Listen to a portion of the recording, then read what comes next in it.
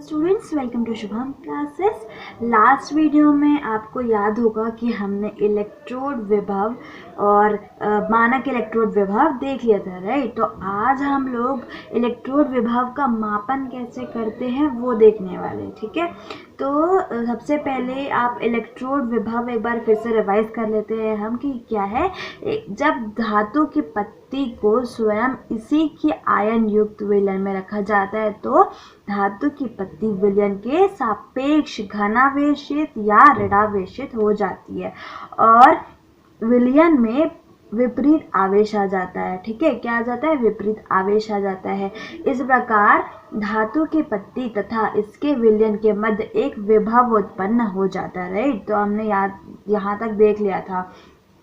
फिर हमने मानक इलेक्ट्रोड विभव के बारे में देखा था कि यदि अर्ध सेल अभिक्रिया में प्रयुक्त सभी आयनों की सांद्रता इकाई हो और तापमान कितना हो 298 केल्विन हो और दाब कितना हो 1 वायुमंडलीय यानी 1 एटमॉस्फेयर हो तो इलेक्ट्रोड विभव मानक इलेक्ट्रोड विभव कहलाता है, ठीक है। क्या हुआ? इलेक्ट्रोड विभव समय क्या कहलाने लग जाएगा? मानक इलेक्ट्रोड विभव कहलाएगा, राइट। अब हम लोग इलेक्ट्रोड विभव का मापन करने वाले हैं, मतलब देखेंगे कि कैसे मापन किया जाता है। तो किसी सेल में अर्ध सेल विभव की गणना सीधे नहीं की जा सकती। क्यों नहीं की जा सकती? क्योंकि ये एक रिलेटिव वैल्यू है, ठीक है। रिलेटिव वैल्यू का मतलब क्या है कि इसको किसी से कंपेयर करके ही निकाला जा सकता है। तो हमने क्या किया है, हमारे साइंटिस्ट ने जिन्होंने पहली बार इसके बारे में बताया था, उन्होंने क्या किया, उन्होंने एक स्टैंडर्ड वैल्यू बना दी और कहा कि इसको मान लो कि 0 है। जैसे कि ग्रेविटेशन के लिए हम बोलते हैं कि यानी कि गुरुत्वाकर्षण ये हम कहते हैं कि 9.8 है, 9.8 है अर्थ पर, राइट। 9.8 है इसका, 9.8 न्यूटन, राइट। तो ये हम मानते हैं, ये हमने कैलकुलेशन से या किसी प्रकार से हमने इसको वैल्यू को फिक्स कर लिया है।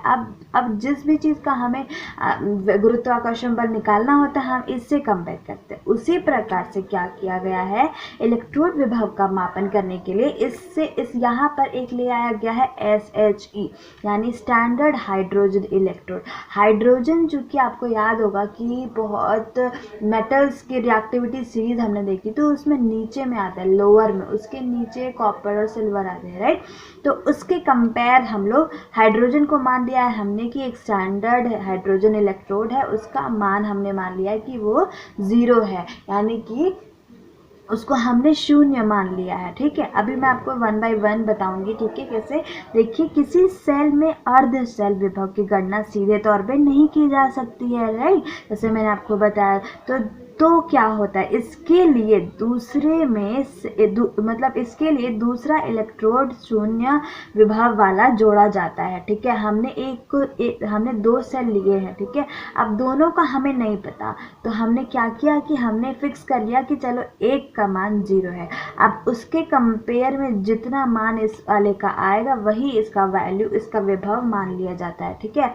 तो अब हम लोगों को क्या है कि जैसे कॉपर और जिंक है, कॉपर का सेल और जिंक का सेल दोनों का हाफ सेल है, राइट। ना हमें कॉपर का पता है ना हमें जिंक का पता है, ठीक है। तो उसके लिए हम क्या करते हैं, कॉपर के साथ लेते हैं हाइड्रोजन का आधा सेल, ठीक है। हाफ सेल कौन सा रहेगा? कॉपर का रहेगा और हाफ सेल हो जाएगा हाइड्रोजन का। अब चूंकि हमने हाइड्रोजन का क्या मान लिया है, 0 मान लिया है, तो हम जब सेल रिएक्शन करवाएंगे तो जो भी पोटेंशियल यानी कि जो भी विभव निकलेगा वो किसका माना जाएगा? वो माना जाएगा कॉपर का। उसी प्रकार से क्या किया जाएगा, जिंक का एक सेल लिया जाएगा और दूसरा सेल हाइड्रोजन का लिया जाएगा। फिर हम लोग क्या करेंगे, इन दोनों में रिएक्शन चला देंगे। अब जब रिएक्शन चलाएंगे उसमें जो विभव ज्ञात होगा वो माना जाएगा कि इस जिंक का हो जाएगा वो विभव, ठीक है। तो यही अब हम लोग थोड़ा डिटेल में पढ़ेंगे। ये हो गया रफ एंड टफ। अब डिटेल में देखते हैं।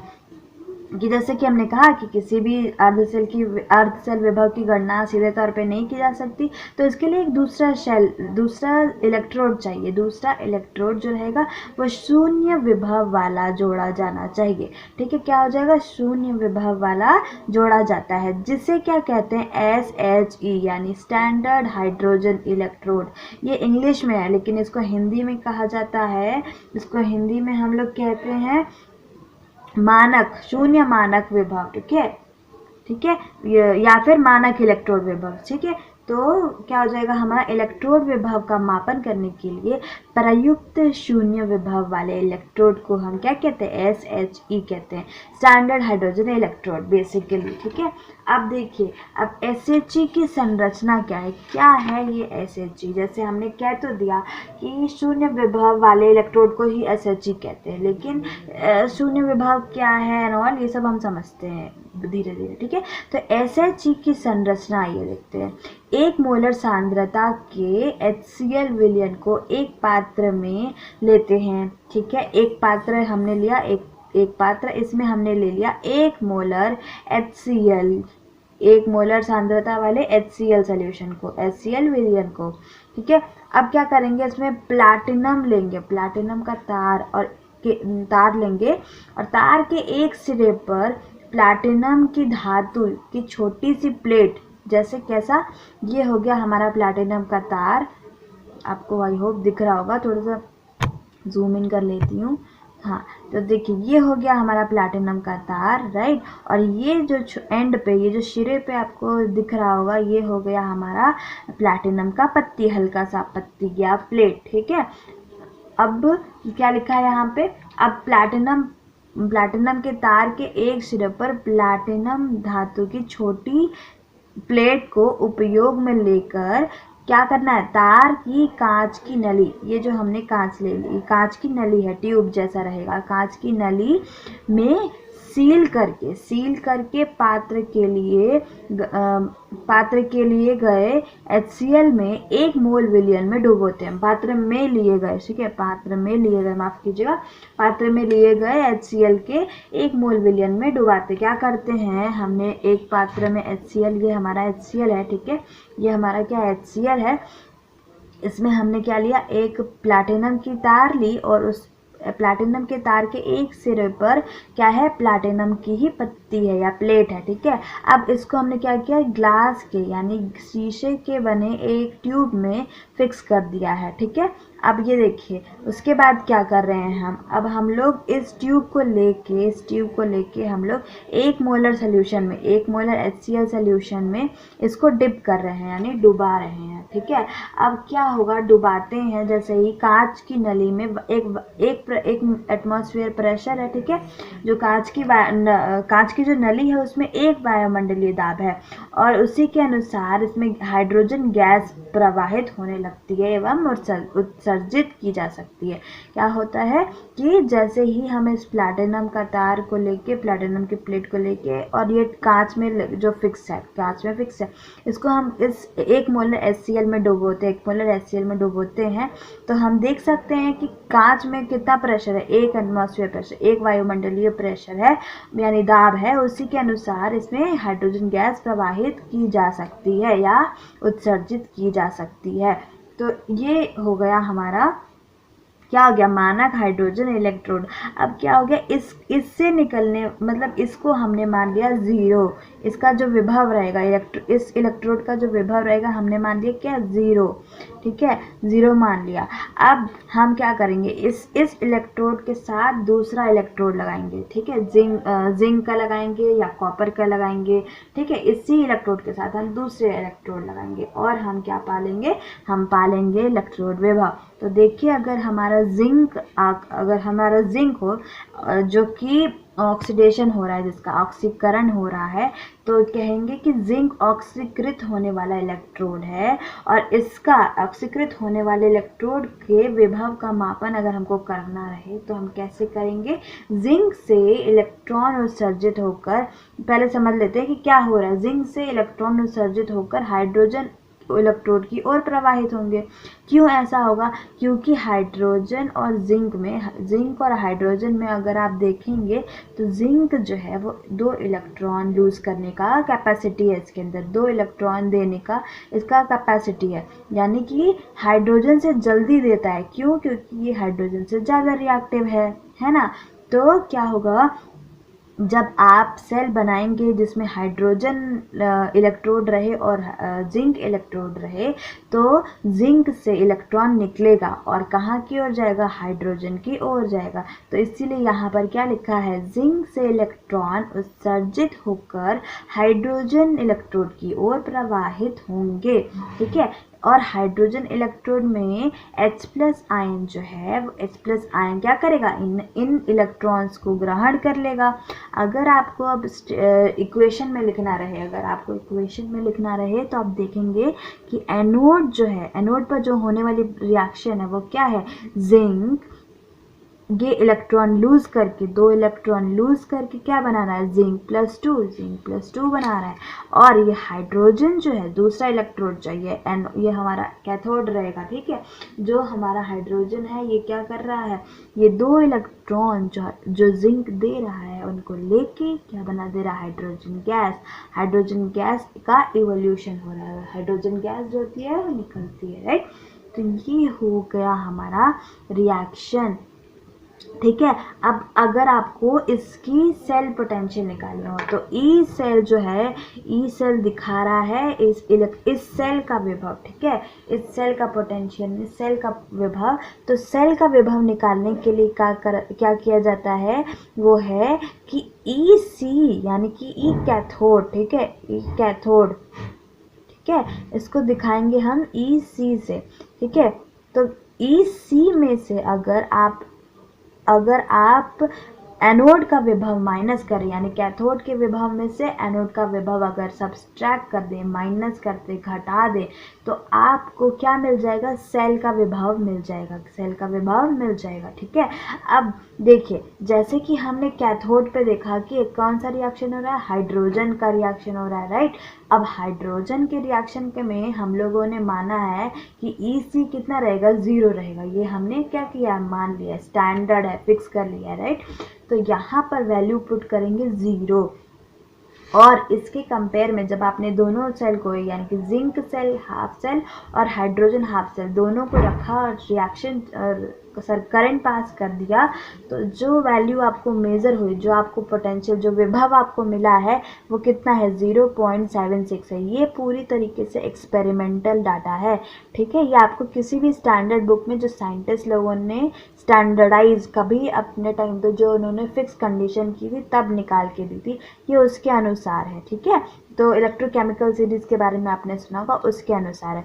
तो क्या किया हमने? ई हमें मिल गया, यानी कि हमें एनोड का विभव मिल गया। यानी इस रिएक्शन में से विभव जो जनरेट हुआ, विभव जो बना, वो हमें मिल गया। और इसको हम क्या कह रहे हैं? ई कह रहे हैं, राइट। तो ई सी जो कि 0 है उसमें से ई माइनस किया तो क्या हमें मिल गया?